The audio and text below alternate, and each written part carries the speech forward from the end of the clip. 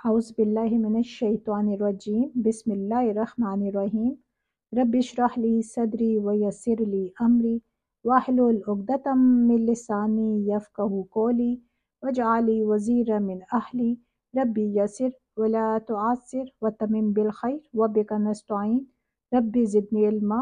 अस्सलामु अलैकुम व रहमतुल्लाहि व बरकातुहू। आज इंशाअल्लाह हम अपनी सूरह बकरा की आयत नंबर 178 ऑनवर्ड स्टार्ट करेंगे। सबसे पहले I am really very sorry कि मैं डिले कर दिया, अपना लेक्चर मैं अपलोड नहीं कर सकी कुछ अर्सा।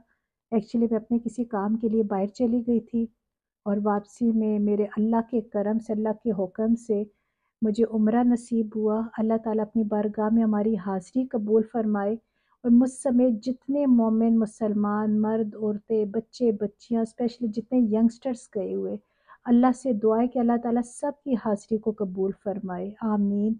इतना अच्छा बिलीव में इतना अच्छा लगता है, स्पेशली वहाँ पे जब बंदा यंगस्टर्स को देखता है ना, कि इस टाइम में जहाँ सोशल मीडिया के थ्रू इतनी बेहयाई इतना गुनाह फैला हुआ है, वहाँ पे मेरे अल्लाह का इतना करम है कि यूथ को जब वहाँ पे मैं देखती हूँ ना, वहाँ जिस तरह वो अल्लाह के हजूर गिड़गिड़ा के दुआएं मांग रहे होते हैं, उन्हें नहीं खबर उनके आसपास क्या हो रहा है।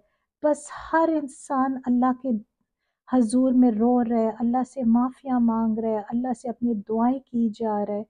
अल्लाह ताला सब की अपनी बारगाह में सब की दुआएं और सब की हाज़िरियों को कबूल फरमाए और अल्लाह ताला उन लोगों की नेकियों के सदक़े अल्लाह ताला हमारी हाज़िरी को भी वहाँ पे कबूल फरमाए, आमीन। इंशाल्लाह आज से कोशिश करेंगे अपनी रूटीन में जिस तरह हम वीडियो अपनी नई अपलोड करते हैं लेक्चर, वो इंशाल्लाह आज से हम शुरू कर दें। तो स्टार्ट करते हैं आयत नंबर 178 से। बिस्मिल्लाहिर्रहमानिर्रहीम। ए वो लोगो जो सब ईमान लाए हो, लिख दिया गया यानी फ़र्ज कर दिया गया है तुम पर क़सास लेना मक़तूलीन के बारे में। आज़ाद के बदले आज़ाद कत्ल होगा और ग़ुलाम के बदले ग़ुलाम कत्ल होगा और औरत के बदले औरत कत्ल की जाएगी। बस जो मुआफ़ कर दिया जाए उसको अपने भाई की तरफ से कुछ भी तो पैरवी करना है दस्तूर के मुताबिक और अदायगी करे उसकी तरफ अच्छे तरीके से। ये दीद की अदायगी तख़फ़ीफ़ है तुम्हारे रब की तरफ से और रहमत है। बस जो भी ज़्यादती करे उसके बाद तो उसके लिए अज़ाब है दर्दनाक। अब देखें यहाँ पे इस आयत में अल्लाह ताला ने कत्ल के बदले क़सास वाजिब कर दिया है, एक तरह से फ़र्ज कर दिया है। और अल्लाह ताला ने कहा है कि इस फ़र्ज को अदा करने में कोई सहर अंगारी नहीं करनी चाहिए, यानी कोई सुस्ती नहीं करनी चाहिए, इस मामले को लटकाना नहीं चाहिए। क्योंकि जब किसी भी माशरे में इंसान का खून बहाना आम हो जाता है ना, तो वहाँ तमद्दुन की जड़ कट जाती है, वहाँ की ज़िंदगी तबाह हो जाती है, वहाँ कत्लेआम बहुत आम हो जाता है, क्योंकि इंसानी ज़िंदगी की कोई वैल्यू ही नहीं रहती। यहाँ मेरे रब ने क़सास और क़सास के साथ साथ माफ़ी का इख्तियार भी अल्लाह ताला ने इंसान को दिया है। अब आप सब गौर करें ना, इस आयत में अल्लाह ताला ने अदल और मुसावात इक्वालिटी का हुक्म दिया है। वो कैसे? वो इस तरह के अल्लाह ताला ने हुक्म दिया है कि अगर एक आज़ाद को कत्ल करेगा ना, तो जो आज़ाद कत्ल करेगा उसी आज़ाद को कत्ल किया जाएगा। अगर एक ग़ुलाम को कत्ल करेगा तो उस ग़ुलाम के बदले उसी ग़ुलाम को कत्ल किया जाएगा। इसी तरह एक औरत के बदले औरत ही कत्ल की जाएगी अगर औरत ने उस औरत को कत्ल किया होगा। तो इस्लाम से पहले ये हालात नहीं थे, ये मेयार नहीं थे। अब इस्लाम से पहले क्या था? इस्लाम से पहले अलग अलग मेयारात थे। जैसे अगर ओसी खिजरजी को कत्ल कर देता तो 3 गुना खून बहा वसूल कर लेता था वो। इसी तरह अगर खजरजी ओसी को कत्ल करता तो 1/3 खून बहा अदा किया जाता था।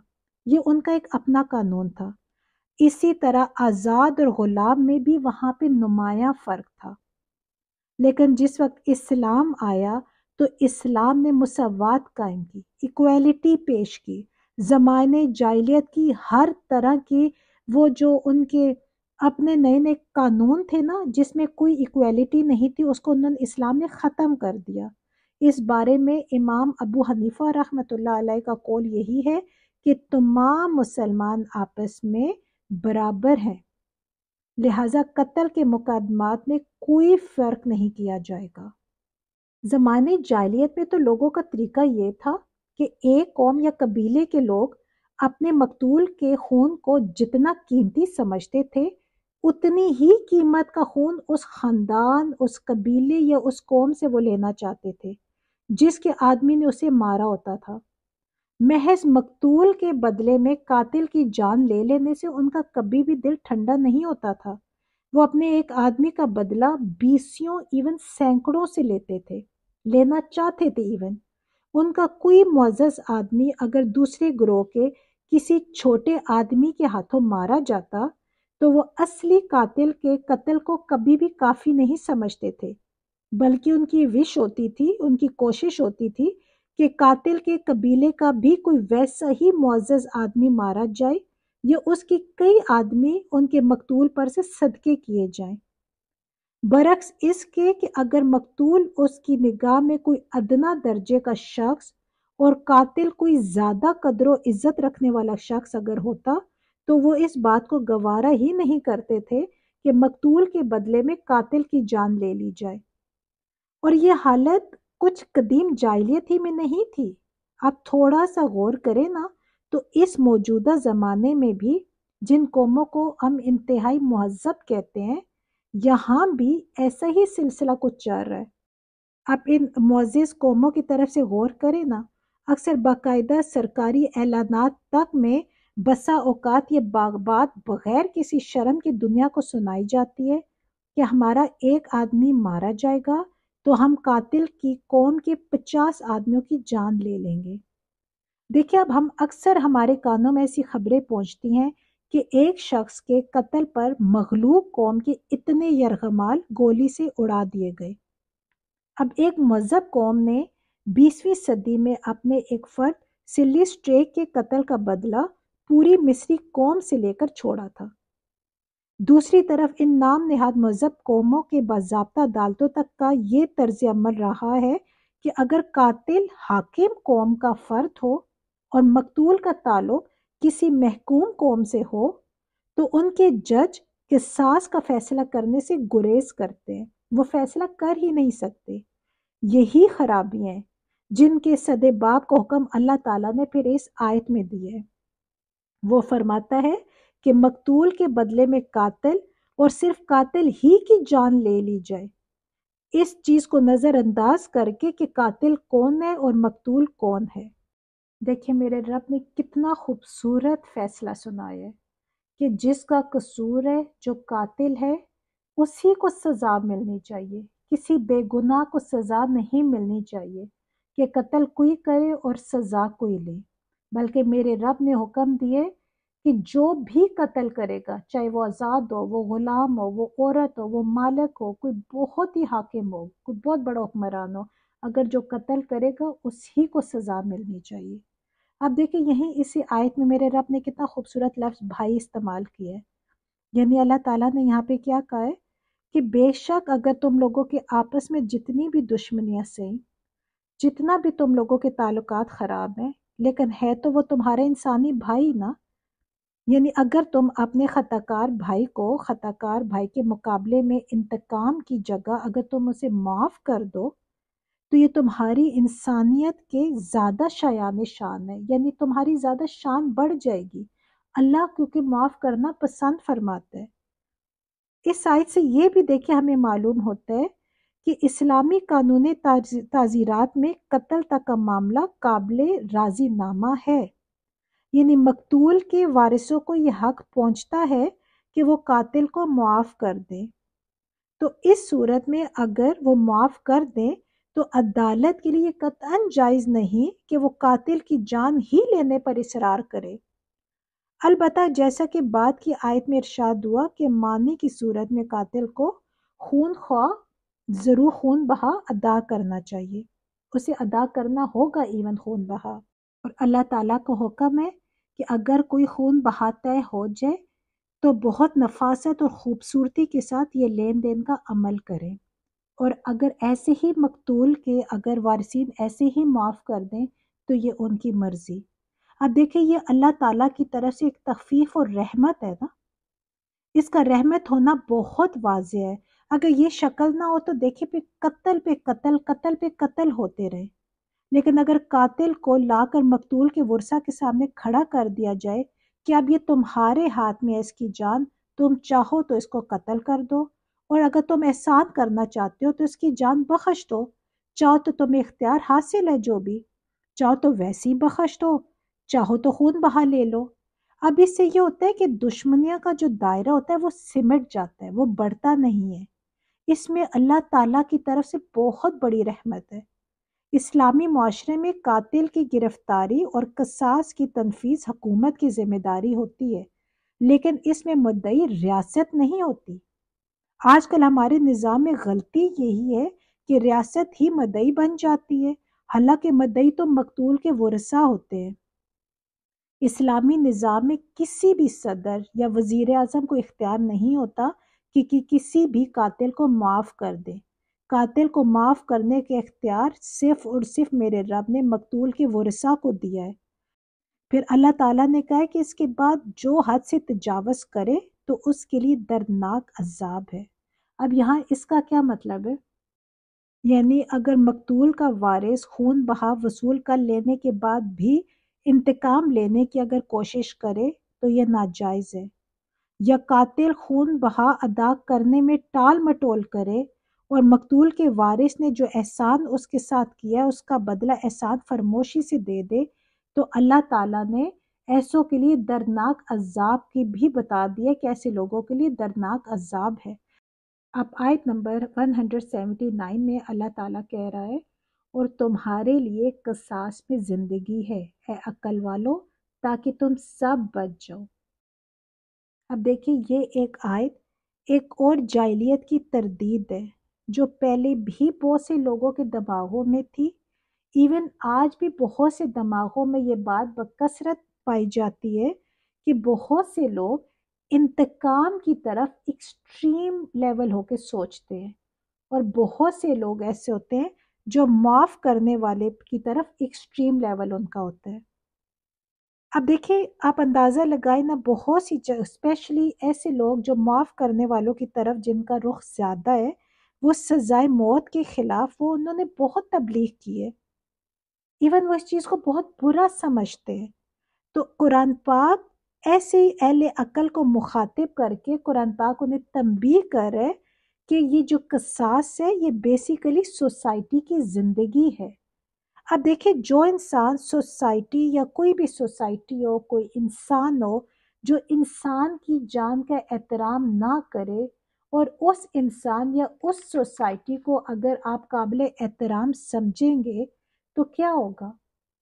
آپ یہ سمجھیں گے کہ آپ اسے قاتل کی جان بچا کر بہت سے بے گناہ انسانوں کی جانوں کو آپ خطرے میں ڈال رہے ہیں۔ آپ یہ سمجھیں کہ آپ اپنے آستین میں سام پار رہے ہیں۔ یہ کوئی چھوٹی بات نہیں ہے۔ اگر ایک قصاص کیا جائے، ایک قتل کے بدلے اگر اس قاتل کو سزا دے دی جائے تو آئندہ کم سے کم کوئی بندہ بھی کسی کو قتل کرتے وقت 10 دفعہ سوچے گا، لیکن اگر قتل کے بدلے اگر ہر دفعہ معاف کر دیا جائے تو پھر قتل عام ہو جائے گا، کہ انہیں معلوم ہوگا کہ انہیں سزائے موت ہی نہیں ہونی، انہیں کیا ہوگا، کچھ تھوڑی سی سزا ہوگی پھر انہیں معاف کر دیا جائے گا۔ اسی لیے تو آج ہم اپنے ارد گرد دیکھیں نا، کتنا قتل عام ہو رہا ہے، کتنی تباہیاں ہو رہی ہیں، کسی انسان کی جان محفوظ نہیں ہے۔ کبھی مسجدوں میں، کبھی مسجدوں کے باہر، کبھی کوئی نہ کوئی بہانے بنا کر، کوئی ایون اپنے خاندانی جھگڑوں کی وجہ سے، کوئی وراثت کی وجہ سے، کوئی بھی بہانہ بن جائے، کوئی خاندانی دشمنیوں کو لے کے خاندانوں کے خاندان اجاڑ دیتا ہے۔ یہ صرف اسی لیے نا کہ وہ قتل کا بدلہ قتل نہیں ہے۔ اگر تو معاف کر دیا جائے وہ ایک الگ بات ہے، وہ بھی سچویشن پہ آپ ڈپینڈ کرتے ہیں کہ اس ٹائم کی سچویشن کیا ہے، لیکن اگر ایسی ہر قاتل کو معاف کر دیا جاتا رہے صرف اسی لیے کہ نہیں اس کو سزائے موت نہیں ہونی چاہیے یا معافی پسند کی گئی ہے، تو پھر آپ اندازے لگائیں کیا حالات ہوں گے۔ میرے رب نے کتنا خوبصورت فیصلہ کر کے بتایا ہے۔ اگر انسان اللہ کے حکم کے مطابق سارے اس قانون پر عمل کرے نا تو کبھی تباہی نہ ہو۔ دیکھیے معاشرتی زندگی میں درگزر اگرچہ بہت اچھی قدر ہے، اور ایون اسلام اس کی تعلیم بھی دیتے ہیں۔ سورہ تغابن میں ہے نا کہ اگر تم معاف کر دیا کرو اور چشم پوشی سے کام لو اور بخش دیا کرو تو بے شک اللہ بھی بخشنے والا رحم والا ہے۔ لیکن قتل کے مقدمات میں کبھی بھی سہل انگاری اور چشم پوشی سے کام نہیں لینا چاہیے، بلکہ شدت سے اس کی پیروی کرنی چاہیے تاکہ اس سے آگے قتل کا سلسلہ بند ہو جائے۔ اب آیت میں اللہ تعالیٰ نے آخر میں کیا فرمایا ہے؟ لعلکم تتقون، تاکہ تم بچ سکو۔ یعنی جب تم اللہ نے جو حدود ہمارے لیے مقرر کر دی ہیں، اگر ہم ان کی حدود کی خلاف ورزی نہیں کریں گے تو اسی میں ہم سب کی بچت ہوگی۔ اب 180 میں ہے، فرض کر دیا گیا ہے تم پر کہ جب آ جائے تم میں سے کسی کو موت، اگر چھوڑے مال وصیت کرنا والدین کے لیے اور قریبی رشتہ داروں کے لیے معروف طریقے سے، یہ حق ہے پرہیزگاروں پر۔ اب دیکھیں اس وقت تک قانون وراثت نازل نہیں ہوا تھا، اس زمن میں یہ ابتدائی قدم اٹھایا گیا ہے۔ دور جاہلیت میں وراثت کی تقسیم کچھ اس طرح ہوتی تھی جیسے آج کل آپ ہندوؤں میں دیکھیں نا، ہندوؤں میں بھی اسی طرح ہوتی ہے کہ مرنے والی کی ساری جائیداد کا مالک بڑا بیٹا بن جاتا ہے، اس کی بیوی، بیٹیاں، ایون ان کے دوسرے جو بیٹے ہوتے ہیں وہ بھی وراثت سے بالکل محروم ہوتے ہیں۔ چنانچہ یہاں وراثت کے بارے میں پہلا حکم دیا گیا کہ مرنے والا والدین اور اپنے رشتہ داروں کے بارے میں وصیت کر جائے تاکہ ان کے حقوق کا تحفظ ہو سکے۔ پھر جب سورہ نساء میں پورا قانون وراثت آ گیا تو اب یہ آیت منسوخ شمار ہوتی ہے، لیکن اس کے ایک جزو کو رسول اللہ صلی اللہ علیہ وآلہ وسلم نے باقی رکھا ہے۔ وہ کیا؟ وہ یہ کہ مرنے والا اپنا 1/3 مال کے بارے میں وصیت کر سکتا ہے، اس سے زیادہ کی نہیں، اور یہ کہ جس شخص کا وراثت میں ایک حق مقرر ہو چکا ہے اس کے لیے کوئی وصیت نہیں ہوگی۔ وصیت کس کے لیے ہوگی؟ وصیت ہوگی غیر وارث کے لیے، یعنی مرنے والا کسی یتیم کو، بیوہ کو، کسی یتیم خانے کو یا کسی بھی دینی ادارے کو اپنی وراثت میں سے اگر کوئی دینا چاہے تو اسے یہ حق حاصل ہے کہ وہ 1/3 کی وصیت کر سکتا ہے، باقی 2/3 جو ہے وہ لازمی طور پر ان کے وارثوں کو ملے گی۔ اب دیکھیے اللہ تعالیٰ نے کہا ہے کہ جو وہ لوگ جو تقوی رکھتے ہیں، جو اللہ تعالیٰ کا تقوی رکھنے والے ہیں، ان پر یہ واجب ہے اور ضروری ہے کہ وہ یہ وصیت کر جائیں کہ ہمارے والدین کو یہ مل جائے، فلاں رشتہ دار کو یہ مل جائے، باقی جو بھی ورثہ ہے ان کے حصے میں یہ آ جائے۔ لیکن بعد کے لوگوں نے وصیت کے اس حکم کو محض ایک سفارشی حکم قرار دے دیے، یہاں تک کہ اب یہ سمجھے بالعموم وصیت کا طریقہ منسوخ ہی ہو کر رہ گیا، لیکن قرآن پاک میں اسے ایک حق قرار دے دیا گیا ہے جو اللہ کی طرف سے متقی لوگوں پر عائد ہوتا ہے۔ اگر اس حق کو ادا کرنا شروع کر دیا جائے تو یقین کرے بہت سے سوالات آٹومیٹیکلی حل ہو جائیں گے جو میراث کے بارے میں لوگوں کو الجھن میں ڈالتے ہیں۔ اسپیشلی اب دیکھیں نا ان پوتوں اور نواسوں کا معاملہ، جن کے ماں باپ، دادا اور نانا کی زندگی میں مر جاتے ہیں، کتنے مسئلے مسائل پیدا ہوتے ہیں۔ اب آیت نمبر 181 میں اللہ تعالیٰ کہہ رہے ہیں، بس جو بدل دے اس سے اس کے بعد کہ اس نے اسے سن لیا تو بے شک اس کا گناہ ان پر ہے جو وہ سب تبدیل کرتے ہیں اسے، بے شک اللہ سننے والا جاننے والا ہے۔ اب دیکھیں یہاں پہ اللہ تعالیٰ کہہ رہے ہیں کہ ایک انسان جب کوئی وصیت کرتا ہے اور وصیت وہ بالکل صحیح کرتا ہے، لیکن اس کے بعد کوئی گواہ ایسا ہو جو اس کے بعد اس وصیت میں کوئی تبدیلی کر دیتا ہے تو اس کا وبال، اس کا بوجھ انہی لوگوں پر آئے گا جو ان میں تبدیلی کرتے ہیں، کیونکہ وصیت کرنے والے نے تو وصیت بالکل صحیح کی ہوگی، لیکن جو بعد کے لوگوں نے جب ان میں تبدیلی کی ہوگی تو اس کے ذمہ دار وہی لوگ ہوں گے۔ اللہ بہت سب کچھ سننے والا اور جاننے والا ہے۔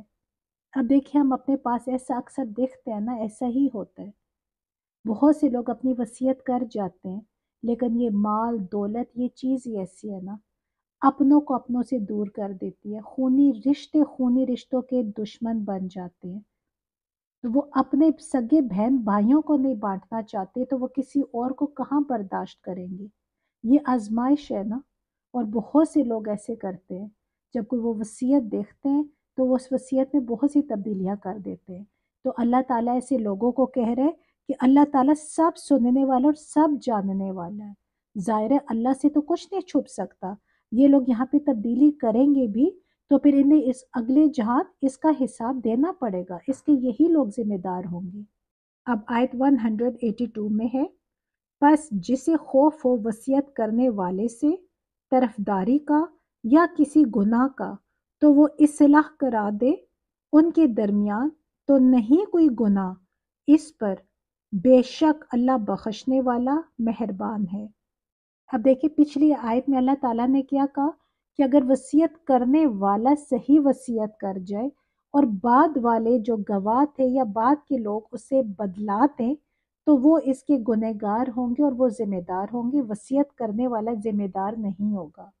اب یہاں اس آیت میں اللہ تعالیٰ کہہ رہے کہ اگر وصیت کرنے والے نے صحیح وصیت نہیں کی یا کسی کو یہ اندیشہ ہو کہ دیانتداری کے ساتھ اس کی یہ رائے ہو کہ وصیت کرنے والے نے ٹھیک وصیت نہیں کی بلکہ بے جا جانبداری کا مظاہرہ کیا ہے یا کسی کی حق تلفی کر کے اس نے گناہ کمایا ہے، تو وہ کیا کرے؟ تو وہ ورثہ کو جمع کرے اور ان سے کہے کہ دیکھو ان کی وصیت تو یہ تھی، لیکن اس میں یہ زیادتی والی بات ہے، اگر تم سب متفق ہو تو اس میں اتنی تبدیلی کر دی جائے۔ تو اللہ تعالیٰ کہہ رہے ایسی بات پہ کوئی گناہ نہیں، یعنی ایسی بات نہیں ہے کہ اس وصیت کو ایسا تقدس حاصل ہو گیا کہ اب اس میں کوئی تبدیلی نہیں ہو سکتی، بلکہ باہمی مشورے سے اور اصلاح کے جذبے سے وصیت میں تبدیلی ہو سکتی ہے۔ اللہ بے شک بخشنے والا اور نہایت رحم والا ہے۔ دیکھیں یہ بہت نازک معاملات ہیں، اللہ تعالیٰ سے دعا ہے کہ یہ اگر یہ جو آیات کی تفسیر کی ہے، یہ جو ٹرانسلیشن کی ہے، اس میں کسی قسم کی کوئی غلطی ہو گئی ہو یا میرے سمجھانے میں کوئی غلطی ہو گئی ہو یا آپ کے سمجھنے میں کوئی غلطی ہو جائے تو اللہ تعالیٰ معاف کریں۔ میں نے اپنی طرف سے پوری کوشش کی ہے بہت سمپل وے میں اس کو میں ایکسپلین کر سکوں، اور اللہ تعالیٰ ہماری یہ کوشش ہمارے لیے صدقہ جاریہ بنائے، اسپیشلی ہمارے والدین کے لیے، اور اگر میرے بولنے میں، میرے سمجھنے میں یا سمجھانے میں یا کوئی لفظ بولنے میں غلطی ہو گئی ہو تو اللہ تعالیٰ سے دعا ہے کہ اللہ تعالیٰ ہمیں معاف فرمائے اور ہمارے علموں میں اضافہ فرمائے۔ آمین۔ السلام علیکم ورحمۃ اللہ وبرکاتہ۔